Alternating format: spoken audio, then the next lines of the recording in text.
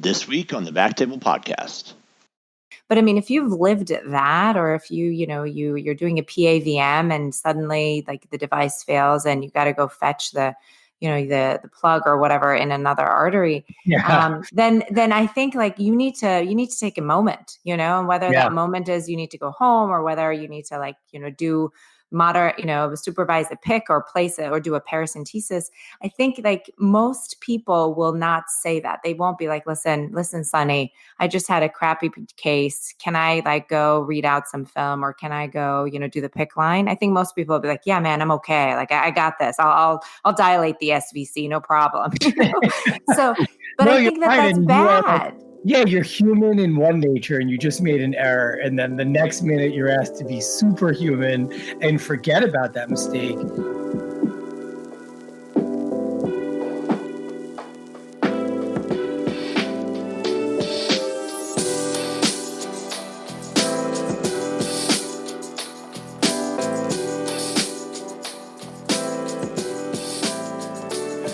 Hello, everyone, and welcome to the BackTable podcast. BackTable is your resource to connect with your IR colleagues and learn tips, techniques, and the ins and outs of the devices in your cabinet. This is Aaron Fritz returning as your host, and I'm very excited to introduce our guest today, Dr. Maureen Kohi from UCSF and Dr. Sandeep Bagla of the Vascular Institute of Virginia.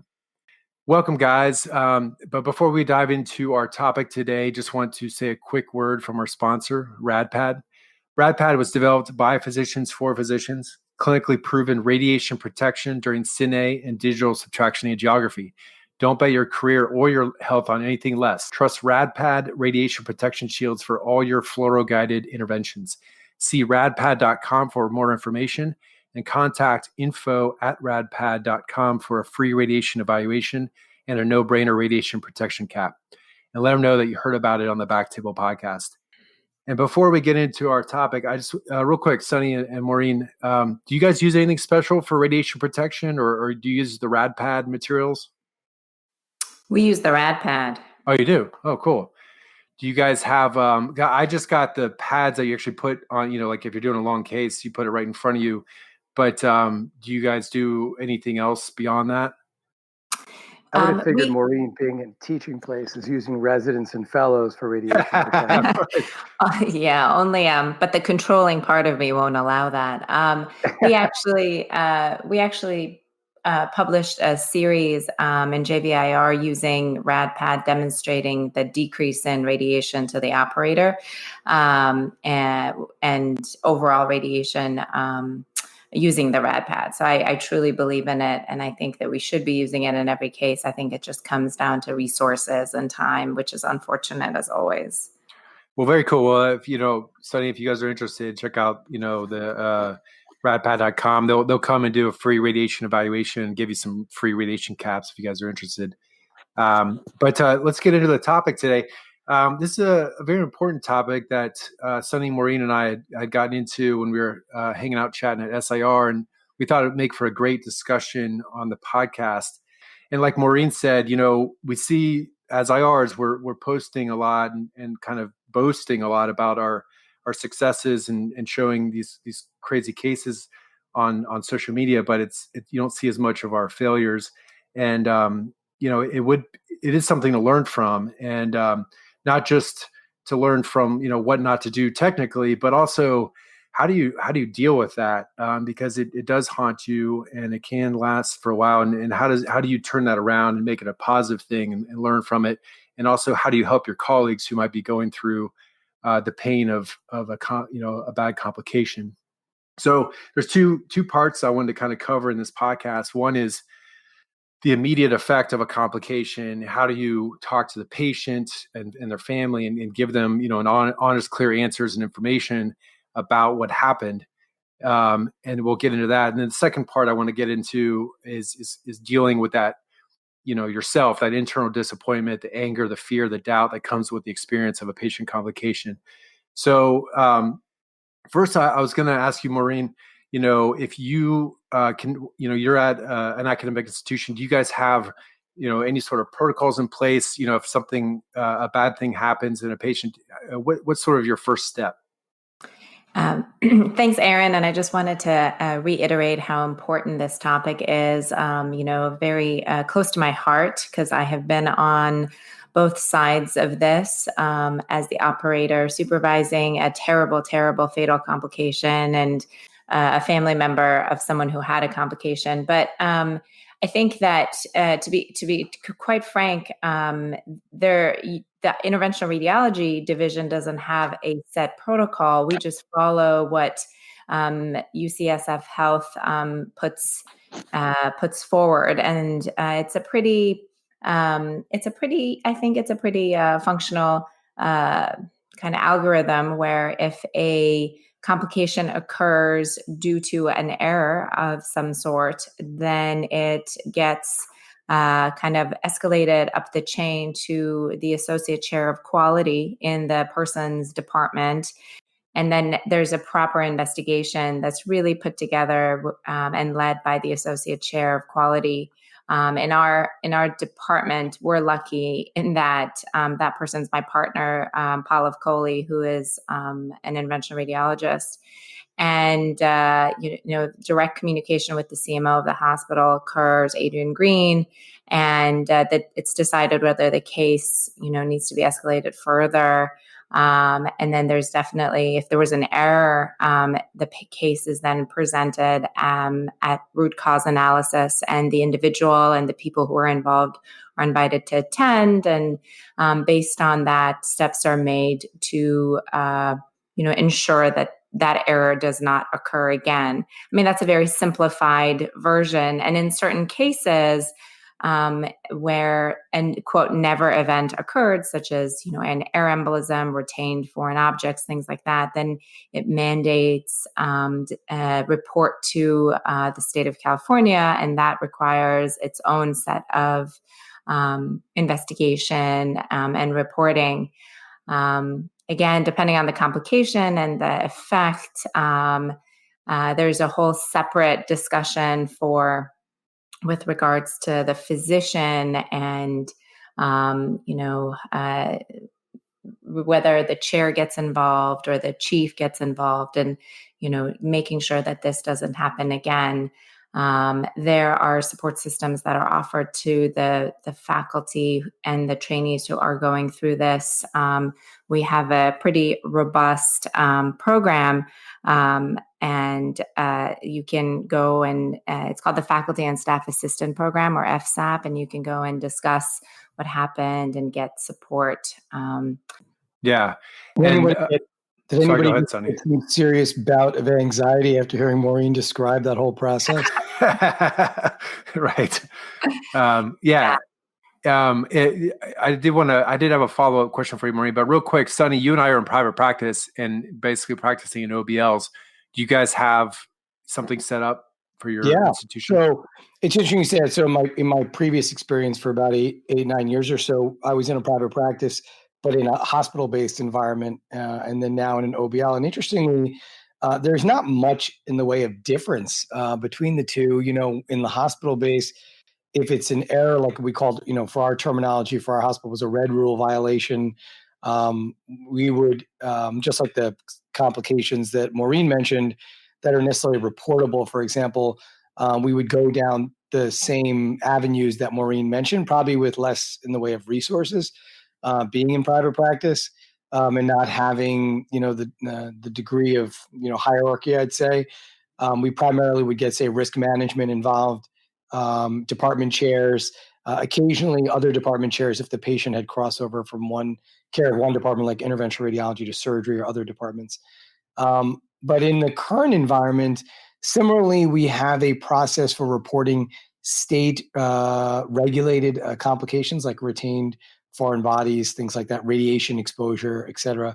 But as far as other complications go, to be honest, one is, I want to just point out is I don't know, despite all of these sort of regulations and rules, you as an individual physician may be left out feeling like you're just doing all this reporting and doing all this stuff and letting everybody know and sort of broadcasting your complication of what might have happened. In Maureen's case, it might be her or fellow resident, or in my case, it might just be me. or a case that was involved, say myself or my partners, or even a referring physician where multiple errors were made. Or frankly, not even errors were made, but it just led to a complication for the patient. And you may find that you're just stressed out and reporting these events to multiple different parties, if you will, but there's nothing actually necessarily being given in return. Sort of like in Maureen's situation, I think she's describing that there's a support process in place. In many private practices, at least I can speak for just the couple that I've been part of, and maybe Aaron, you could speak to yours. There's not a organized forum for somebody to give you support or feedback. Right. And that was my follow-up question to Maureen is how often do they do their M&Ms? So in the past, we used to have a monthly QA meeting where we would discuss all our complications, which are self-reported. So the attending tells the trainee, make sure to add this to the QA list, regardless of the degree of severity of the complication. But then, one meeting a month just didn't seem to be enough in terms of the teaching component. So you just go through and you say, okay, this, that, and the other. So we now have we have every other week QA meetings. And when there isn't much on the QA front, we dedicate the remainder of the time to quality, just, quality issues that come up, like what we just talked about with the rad pad, why aren't we using this more often? We demonstrated that this was, beneficial to the operator, such things. So, and I think those are really important for learning. But again, I think that there needs to be an additional resource or encouragement of trying to deal with the emotions that arise after, presenting your QA and then hearing people criticize you for why that happened, et cetera. And I think that that's something that is very personal. So this FSAP that I'm talking about is, you have to, it's initiative, right? If you want to take the initiative to go to talk to somebody about the error that you made, or you want to talk to your wife or your husband, that's great. But it's definitely not, you're not told to do that. And I think that's the disconnect. Any adverse event, let's say commonly a port infection, right? You put the port in an ambulatory setting or an inpatient hospital setting, and the skin gets infected. That gets reported during our, bi-monthly meeting, and that the hospital keeps track of line infections, but that's it. Now, let's say that, for example, you asked for the requesting physician asked for a power injectable port, and you, as the physician, placed a non-power injectable port. Now, there are several reasons why this could happen, right? The tech gave you the wrong port, the wrong port was ordered, and stored, but you as the operator didn't turn the port around to look for the CT mark or whatnot, and you placed it in, and then now the port is in, it's functional, but the patient can't go and get, it's used for imaging. So in that case, then this will warrant an escalation. So it's an error that was made. Nothing catastrophic has happened to the patient. You could argue nothing bad has happened, no infection, nothing, but it didn't follow what the order was, and it inconveniences the patient clearly. So that sort of thing gets reported to and is discussed at root cause analysis, and in order to make steps to prevent those sorts of things. So I think the best way I could summarize it is, if you can determine that the error was something that could have been preventable, then you probably will escalate it to root cause. So, but as port infection is just this is an expected complication of the procedure. And if everything was followed, the skin prep was followed, the appropriate time for it to dry was followed, and everything was done in a sterile fashion, but the patient ended up getting an infection, then that, doesn't necessarily need to be escalated unless the patient feels for whatever reason it should be. So unfortunately, it's not quite, like a black and white situation. There's quite a bit of gray area. But the best way I can justify it or I can explain it is if there's something to be learned about, a system-based issue or some error that we could prevent in the future, then it needs to be discussed at a RCA meeting so that we could take the appropriate steps so it doesn't happen again and it benefits quality. It's a great point, Maureen. And Aaron, for those of us who are in private practice, I think that highlights something that's very important and also very doable and manageable, even within an OBL and private practice setting, which is consistently tracking your outcomes. Yeah. And not obviously your successes, whether posted on Twitter or even at an M&M conference at SIR, where most people are showing these dramatic saves, if you will. The key really is, I think, tracking your outcomes and complications in an organized fashion, and then doing a root cause analysis like she mentioned, and making sure that all of these check marks have been taken and done. And, sometimes you will find out that people need retraining, re-education, and it may not just be the physician doing the procedure. It may be those involved in the sterile prep. It may be a new tech or a new nurse that didn't give prophylactic antibiotics. It could be errors along the way that could easily be fixed. And if you're in an OBL setting where, of course, you're getting, say, for example, AAA HC accreditation, like our center is, for example, then you have to keep track of these outcomes, not just for implantable devices, but for all procedures. And I think, to Maureen's point, presenting them in an organized fashion, whether it's called something at her institution or something else at others, that is a valuable method to make sure that you improve your overall quality as time goes on. I do want to get into, immediately following a complication, you're coming out of a case, how do you communicate that to the family first, because usually the patient's still waking up, and then the patient themselves. And is there something, that I think some of the challenges to that are, learning how to communicate concern to your patient or the family without actually feeling the emotion of what they might be feeling, because you need to have some separation to maintain your ability to be effective in communication. You can't be coming out sobbing, for example, if it's a death, for example, the most extreme thing, you can't be communicating while you're crying. I mean, you have to be professional and communicate that information effectively. So do you guys have any advice for that or any personal experiences? I can take this. I feel very strongly about this. So I can just tell you in a quick little vignette, when I was, barely a junior attending, and I had to put in a tunneled line for dialysis in this patient whose ejection fraction was maybe 2 or 20 or something very, very low. And she was extremely sick, multi-organ, disease. And she was a lovely woman, and I'll never forget her face. And I, we are in an academic institution, and I was doing this with my fellow, and my job as a supervising attending is to stand next to my fellow to ensure that he's doing everything correctly. This was September, so many, many months had passed into the fellowship, and I didn't feel comfortable giving this woman sedation just because she had essentially no preload. And she wanted to go for it with just, analgesia and lots of local numbing medicine. And I decided that I wanted to hold her hand and sort of talk her through this. And as opposed to being on the other side of the blue drapes, kind of with the visualization of the field, I was on the other end, talking to her, holding her hand. And what ended up happening, the procedure went very smoothly, except for the fact that the tunneled dialysis catheter that we chose originally ended up being too short, and so the fellow didn't put it in. And when we measured, we realized that it was too short. So then what ended up happening is we asked for a longer catheter.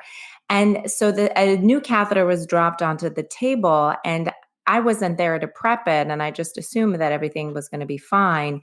And again, this highlights when there's a break in your pattern. You know how when you're a radiologist and you're looking at an imaging study, you have a search pattern, and you have to, right. The second you interrupt that search pattern. And so the fellow was brilliant, and he had a medical student who he was teaching to, and it just so happened that the TDC was not flushed or capped or clamped. And I was supposed to be on the other side. That's my job. I'm the supervising attending, and I should have caught that. And so I'm, being sweet and holding this woman's hand and talking to her.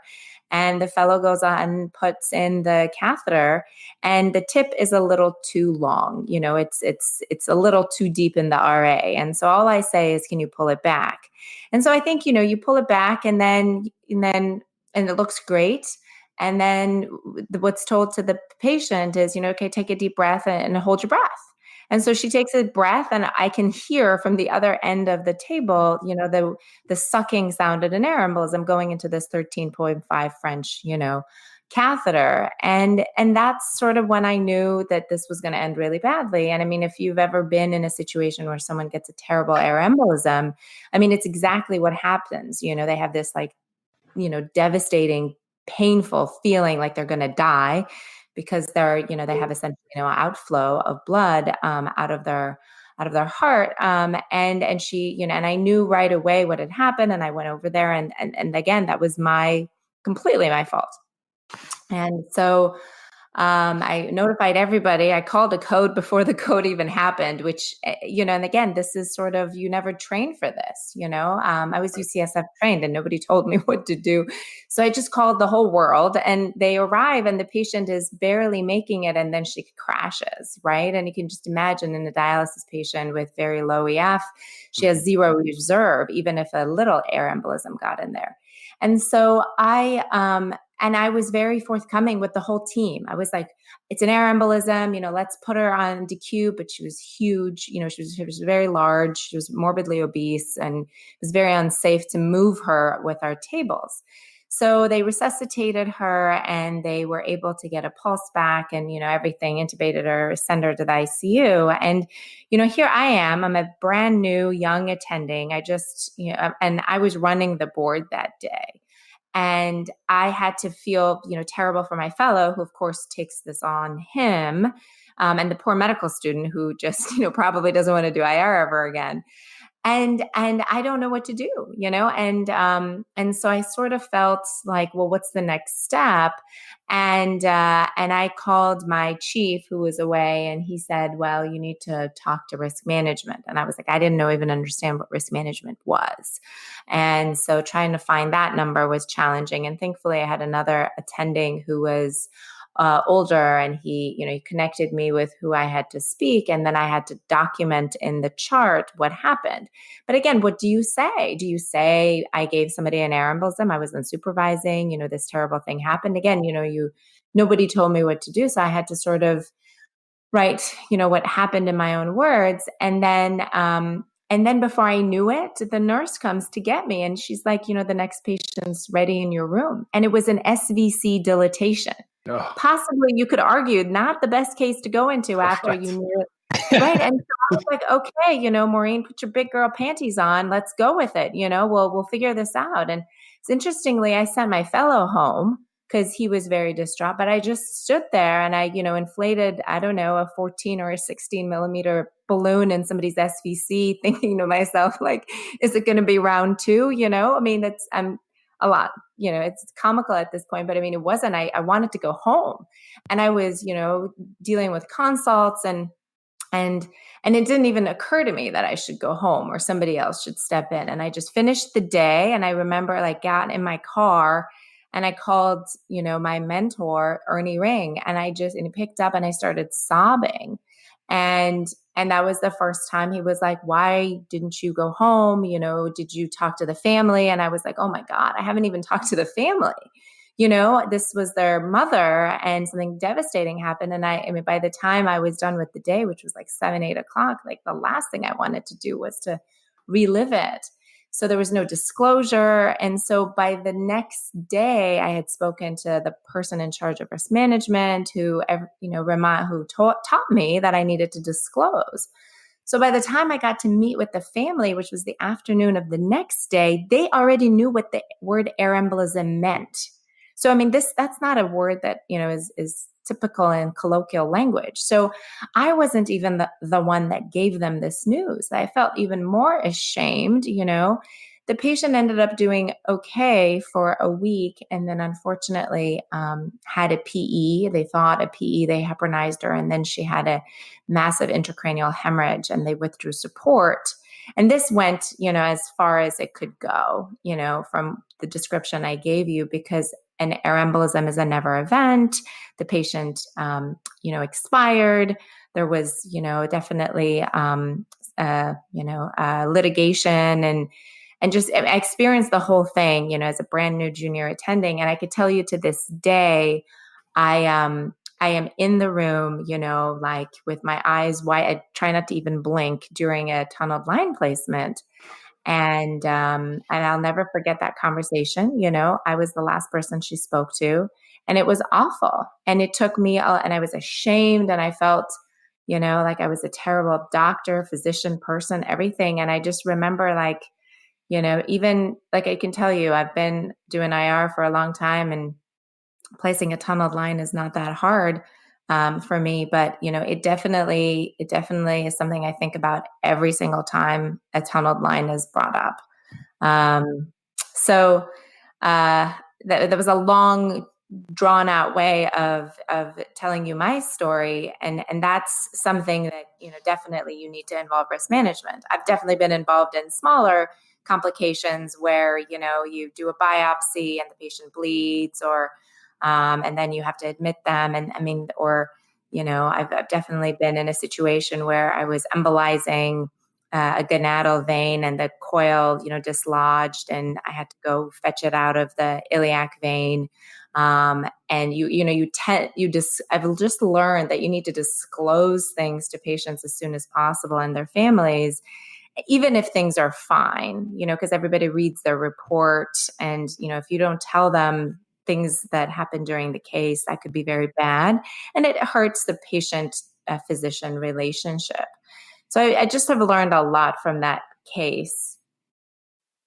Yeah, well, thank you for sharing that, Maureen. It sounds like you edit that however way you want, but it's just that's a crazy story. And when Maureen finished, by the way, that was the quietest moment in BackTable history. Right.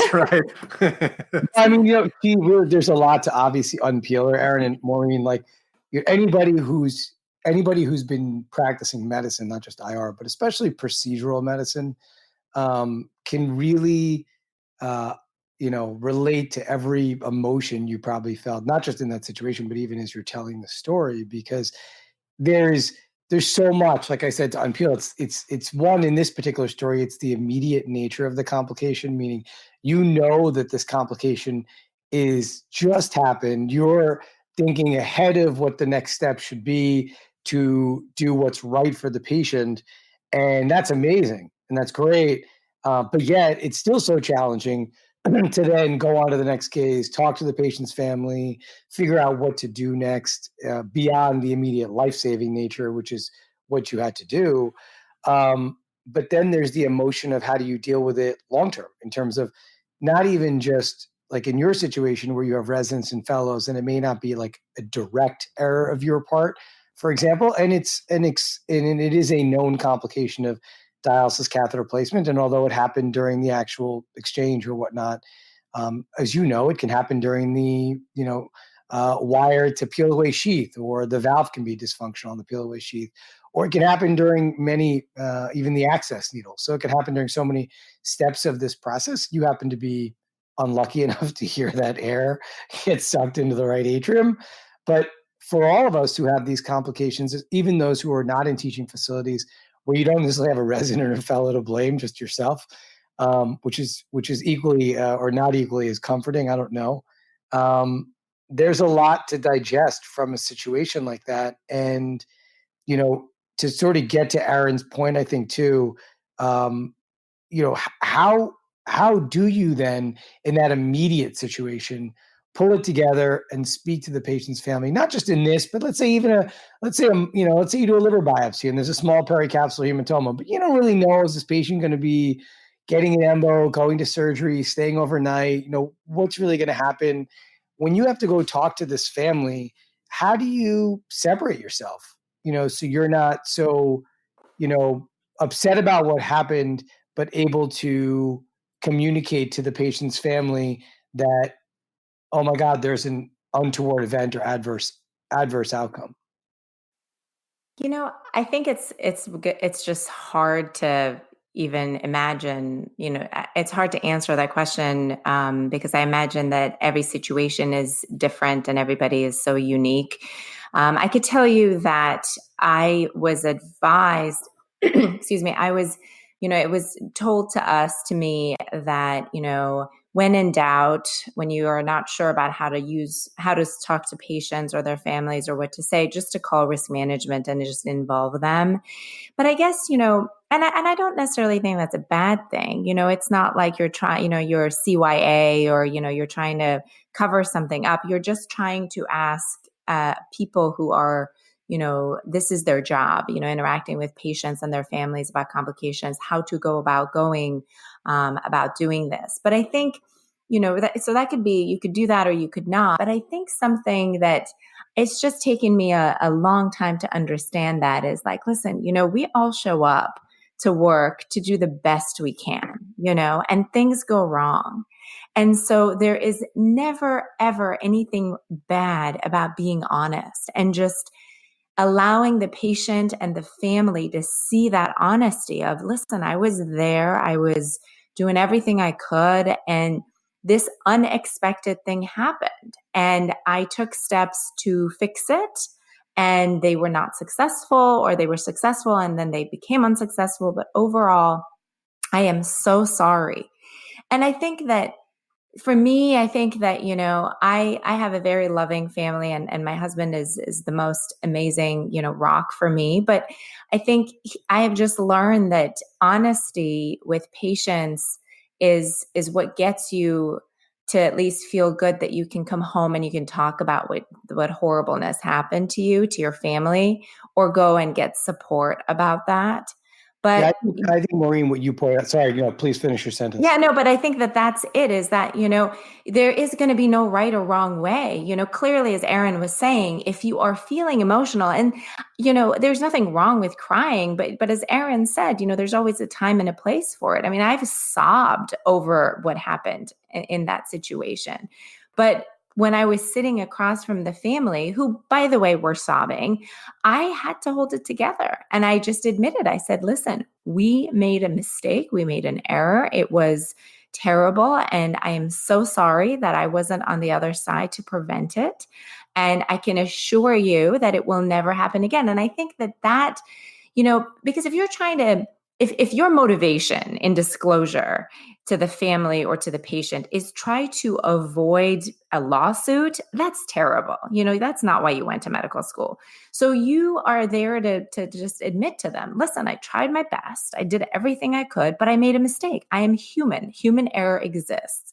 But here I am telling you, honestly, what happened and why it happened. And I am so sorry. And I promise you that I will try my very hardest to never make that mistake again. And I have felt I've upheld that. I think that's very valuable. And by the way, so I just want to present a slightly different opinion, and not really too much. I think I completely wholeheartedly agree that you have to be honest with the patient. You have to disclose if there is a wrong decision that you made that of. By the way, it doesn't even have to just be that you made. You're the leader of the team, and a wrong decision could be made by somebody else on the team for which you're ultimately responsible for as the proceduralist. And that's very important to disclose and make the patient's family understand that this did happen and why it happened. There are, unfortunately, I would say the vast majority, luckily, of adverse outcomes for patients. And one of the reasons I think, we wanted to talk about this too, this topic, is that many of the adverse outcomes for patients are not directly related to the fellow leaving open the valve on a TDC. And it could be the fellow put in a dialysis catheter, and for some unknown reason that you cannot figure out, the patient ended up with a mediastinal hematoma. Could be a puncture, could be the wire tracking, could be, who knows, right? It could be a million things. Or ended up with an air embolism and you didn't hear a sucking sound, right?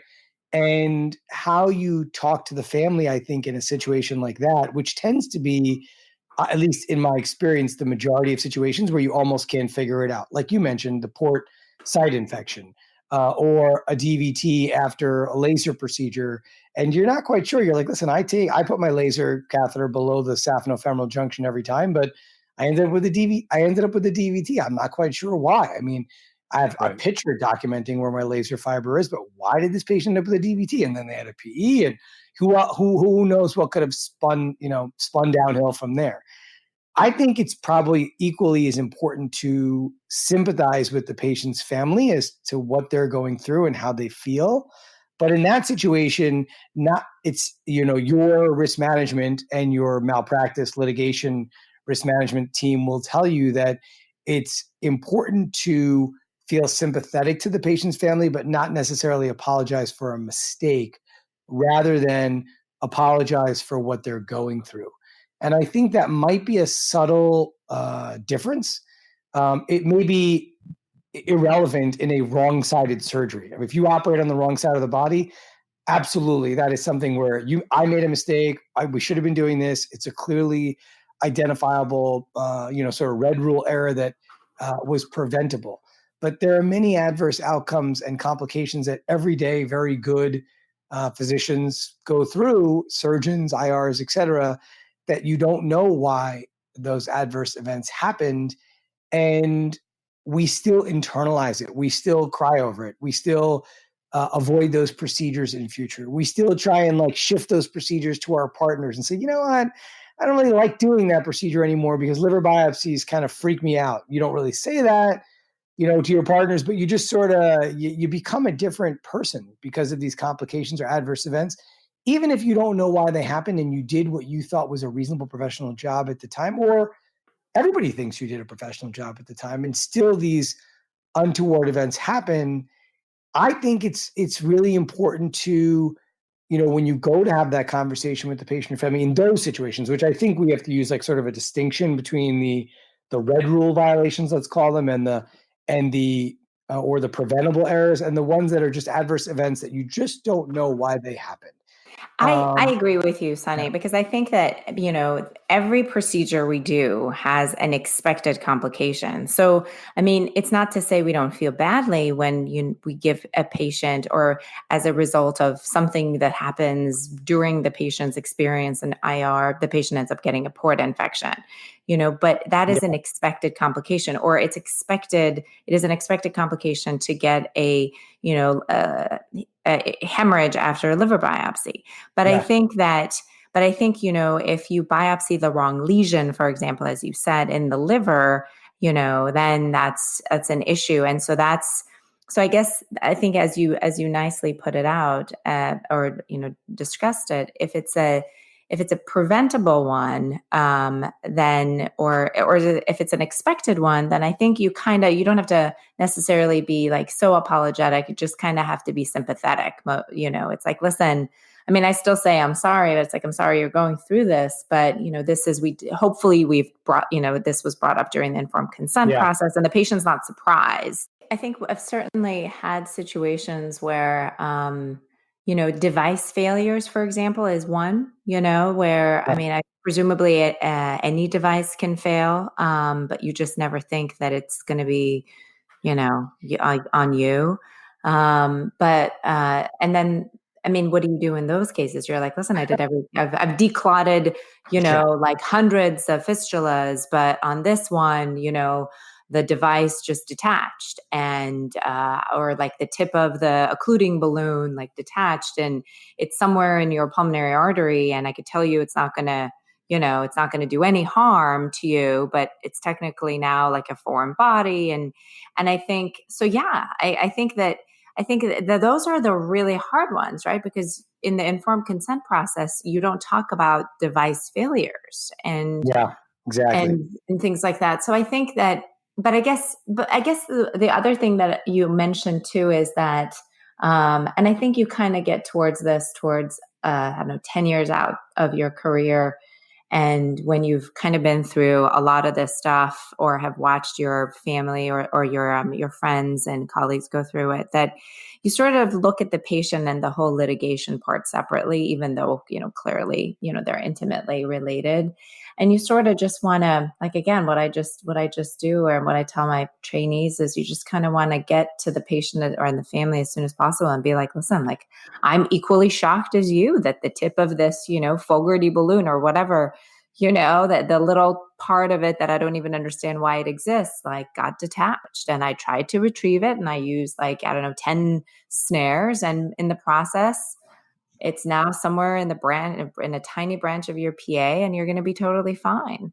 I think what you said is so key. I mean, early on in your career, you don't really understand that medicine is not an exact science. And later on in your career, you learn that medicine is more of an art. And there are many things that you just don't know how to have that conversation early on and explain to a patient and or their family, and yet at the same time feel confident that you did everything that you thought was correct and what was best for the patient, and yet you still can't correct the error. And this is where, medicine not being an exact science is something that you can't control every outcome. And it's important for not just young trainees and early career physicians to understand this, but even more experienced ones, because it can lead to you trying to bury that guilt, act out of a fear of litigation, and act, in a way that is not in your best interest or the patient's best interest, both in the short term and long term. And to kind of dovetail to what you were saying, I think even if the outcome, the adverse event is, expected or not expected, and particularly if it was unexpected, I think that, we physicians we need to just, come together and look out for each other. And I think this happens, thankfully where I work. But if you're having a rough day, like if you're having a rough case, maybe that you shouldn't be the one that needs to do like the super hard case to follow. You know what I'm saying? So I think we need to take better care of each other, because there's something in all of us, especially as IRs, where you're just like, you're so tough and you're going to be able to handle this. And, clearly what I went through, the adverse event there is much different than like, having a device failure. But I mean, if you've lived that, or if you're doing a PAVM and suddenly like the device fails and you got to go fetch the plug or whatever in another artery, then I think like you need to take a moment, and whether that moment is you need to go home, or whether you need to do supervise a pick or place it or do a paracentesis. I think like most people will not say that. They won't be like, listen, Sonny, I just had a crappy case. Can I like go read out some film, or can I go, do the pick line? I think most people will be like, yeah, man, I'm okay. Like I got this. I'll dilate the SVC, no problem. So, but I think that's bad. You're human in one nature, and you just made an error. And then the next minute you're asked to be superhuman and forget about that mistake. And it's really, what experts say is sort of like you're the second victim, right? The patient's the first victim because something happened to them that you didn't obviously want. And, it could be a coagulopathic patient. It could be your fault. It could be a million reasons. And yet then you're having to go in this time of real stress and go work on somebody else. And this highlights the need, like Aaron mentioned, to find somebody to speak to. I mean, you spoke to, Dr. Ernie Ring at that time, who's your mentor. And obviously you're very fortunate you're one also at a place where you did your training. And as you mentioned, taking over the reins, and now you get to push those fellows around. But the point is, you're in a position where you have your mentors with you, very close, and that's great, and someone who you can call. But there are many people who, and I know this just from personal friends of mine and other professional colleagues, not even just in interventional specialty, but other specialties, where they just don't have somebody to discuss this with. And even if it is their spouse, significant other, brother, sister, et cetera, they may not be able to feel the emotion that, like when you told that story earlier, or if I tell you a story, how Aaron and you and I would immediately, our emotion just sinks, because we know what you're going through at that time. They may not have that support network. And that is a piece of advice that I think, we should make sure that anybody who listens to this podcast, they go out of their way to volunteer to go do that PICC line or SVC dilatation or whatever it is to help their colleague, because that's something that can honestly not just make or break that next patient experience, but it can actually really affect that physician, as you probably know, for many years to come. I mean, I know physicians who have had a complication from a certain procedure that will never do that procedure again.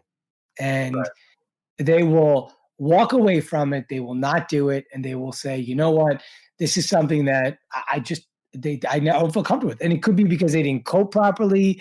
It could be because they have blamed themselves to such a degree that they have become that victim of the case, if you will. But they just haven't gone through the other stages of dealing with the complication. I think the SIR does a really good job of showcasing. I mean, there's extreme IR, but I think Zeev certainly pushes people to show complications as well. And there's definitely lots of saves and disasters. But one thing that's really helpful and has been really helpful for me is watching the giants of the field get up there and show like stupid errors. I'll never forget watching Mike Darcy, talk about like a disastrous tips, to the artery. So it's like, you're like, if he can make a mistake and he's standing there and he's, continuing to teach and educate, then I'm going to be okay, So I think that going back to what we talked about, it's like, look at Twitter and it's like these incredible procedures that we do and how we save the world. And so it can be very alienating, especially if you're in a private practice setting, in a remote setting where there aren't that many RARs, or maybe your practice is just not as collegial, where it could really jade me. It could turn you into a jaded person. You may not want to do that procedure again, which I think is ridiculous, right? I mean, we are good at what we do because we keep going. We find different ways of overcoming, and so I think that's another important thing of like trying to find, if you don't have mentors working with you, or if you're not at your institution where you trained, then you go to these sessions and you see that it's not just junior attending saying how they messed up. I mean, you have giant people saying like, I really made a mistake here. But you know what, Maureen, these physicians, including yourself, myself, and Aaron, we and everyone else, they need to be able to seek help right away. Right. The annual meeting's great, and it's a good time for people to say, you know what, oh God, Maureen Kohi screwed up in this case, and Sandeep Bagla screwed up in this case, but I need somebody like today, and I need to call somebody who really is there for me. And unfortunately, places like Twitter and Instagram, where people show their saves and successes, it is, since it's not only not a closed forum, but it's not dominated by professionals in the medical community. Even if you tag it 1 million times, like many of our colleagues do, it's open. It's out there for anybody. And the problem is that people are migrating more to this community where they're showing their saves rather than their disasters, and asking for, hey, what could we do better in future for X type of situation? I don't know, Aaron, we talked about this just on the phone a couple of weeks ago. Yeah, no, I mean, for me, something bad, I want to pick up the phone and talk to somebody who can say, hey man, I've been there. I've been to, I've experienced that. It's tough, and you'll get over it, and you'll move on, and you'll learn from it. I think that's part of the coping process, is just talking to somebody who understands, because again, your wife, even though your wife might be a physician, she might not understand that that's something that can happen, and you can't get into the details with them or anything like that. And I feel blessed that actually through Twitter and through social media, I've got to learn, meet all these people through conferences, that now I feel like I have, people I can reach out to who are experts in their field in maybe that procedure, and I can reach out to them and kind of walk through a complication. So, and I think that, partners are tricky. Everybody's got different, different partners. Sometimes partners can be helpful, others not so much. And I think saying nothing can be misperceived as rejection. And so it's just about picking the right person to talk to, I think. Yeah, I think that's important. And to go back to speaking to the patient, it's very important to having a good professional rapport, so that they know that you are doing everything you can to look out for this patient, their family member's best interest, their best interest, because oftentimes the patient themselves may not be the one who you're having this conversation with after the procedure. And you may be having this conversation with a relative, or even just a power of attorney, and somebody else who doesn't have a clear relationship with you, and they don't know who Sandeep Bagla or Maureen Kohi is. They have no idea, right? They're like, "Oh, who are you? You're the person who actually injured my, brother, sister, client." Right. And I think one thing that's important for all of us to remember is that you have to have this good rapport upfront with people, and to make sure. Obviously, this just goes hand in hand with practicing good medicine. But these are the things that will help you not just cope with things, but they're going to help the patient and the patient's family cope with things as well, too, because you have to remember they are still the center of all this. And they're going to feel like, yeah, Maureen was doing the best thing for me. Sonny was doing the best thing for me, or Aaron, whoever it was in that situation. They really were trying to do the best, because that for them may also be the most difficult thing to get over, having that feeling of trust with their interventionalist or proceduralist at the time. I think the one last thing I want to say, though, is that we have to, and whether it's the podcast or hopefully this and other things, we have to make it okay for this incoming generation of trainees who are going to be the futures of our society to be okay, making that call, and not just sort of like shrugging it off and be like, well, like complications happen. What am I going to do? What am I going to do? Right. I'm just going to get over it. Or to, try to rely on other sources to help them out and not get the appropriate treatment for what they're going through. So, I mean, as much as we can encourage our friends or people we meet to be able to call each other, just like if I want to do a PAE, I'm going to call Sonny. I've actually done this, like Sonny does his knee embolizations differently than I do. And, I had a patient who was having pain afterwards, and I called Sonny, and I was just like, is this normal? Like, I did it with the way you told me, and bad things happen, so you suck. But he was right, and he told me what to do. But I mean, I could easily just call him and be like, would you believe, like, I had a terrible, like, uterine artery embolization, and like her uterus fell out. I mean, it doesn't have to be that I need to call him about the knee or the prostate. It's just that he was there for me, and we have this rapport, and I can, rely on him. And I think that we can, we're such a small society. I think we can do that. And the more we can encourage ourselves to do that, as opposed to like, beating our chests and saying, wow, I'm so cool. I like recanalize this, like occluded artery, and look how cool I am, is better. To your point, that's exactly what we do. I mean, even though we can get off, and you can always clip this later, Maureen and I and you can clearly talk for many hours. But I tell you a quick anecdotal story, and I'll make it as quick as I can. But mention stream. Be careful. Remember to make. I got to remember to mention stream during. We haven't said enough in this one. Yeah. Yeah, exactly. So I got to mention Ari and stream, the two things I'm always plugging for some reason. So in this particular case, for example, like Maureen said, I reached out to somebody who could help me with a case. And I had a complicated patient with severe lower extremity edema. They were basically disabled from it. I had been treating this patient for many years, had done multiple liver embolizations for neuroendocrine tumor. And they had basically been progressing along fine, actually a fairly unfortunate young individual, and had really disabling lower extremity edema from basically intrahepatic IVC occlusion. And I had consulted with a number of what you would probably consider names left unsaid, venous experts in the field. And some of them are all, actually they're all pretty good friends of mine. I called them up and said, hey, what would you do for this case? Sent some images from a diagnostic venogram and said, do you think this stent would work? Why would you use this stent and whatnot? And I ended up making a decision, which I thought was comfortable, in terms of I sized the vein. I did everything what I thought was proper, sized the vein with both venography and then with IVUS. And a number of hours later, after the patient is home and, they were doing fine for 6 or 8 hours, they have a coughing episode. And lo and behold, where do we find that stent when they show up to the emergency room? On a nice CT scan of the chest, the stent is perfectly placed in the left pulmonary artery. Oh my and God. It almost looks like I intentionally placed it in the pulmonary artery. It fits so well.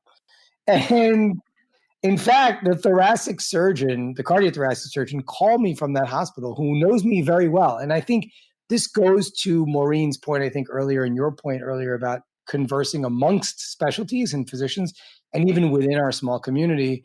I'm obviously, even though I'm in DC, I've been here for 10 plus years, and I know all the cardiothoracic surgeons and vascular surgeons. So when they got consulted on this case, they basically said, well, it looks fine. I mean, what are you going to do? It's a stent that's there. It's fitted to the artery, and I'm not going to do anything in this pulmonary artery anyways.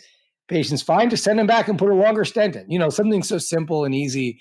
And there was no real untoward event for the patient except for an ER visit and a 1 or 2 day hospital admission.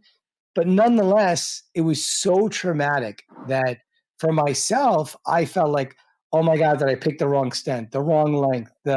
Was this not a procedure that we should even be doing at all? Should IVC stenting be like off the map? Maybe I should never be doing an IVC stent.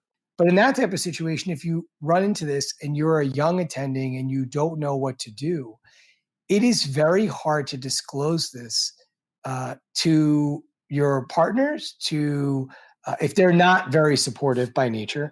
And if you're early in your career, like I've seen from some of the people we've interviewed and worked with in our practice, which is young and growing, it's very hard for these young physicians who are coming out of training to accept that this is something they could have done better. Instead, they're trying to, like Maureen say, I recanalize this artery, and I'll add one more to Maureen's story. I did it in 6 minutes. People add this time thing, which is like, I did it even faster than you. Like, I think this is so important for especially this younger group of physicians, and hopefully I include us in that young group of physicians, is that to be able to be vulnerable and speak to your partners and colleagues. And I guess that was sort of the point of my story, I guess. Thanks for making the point. I mean, I was lost. I was like, what is he?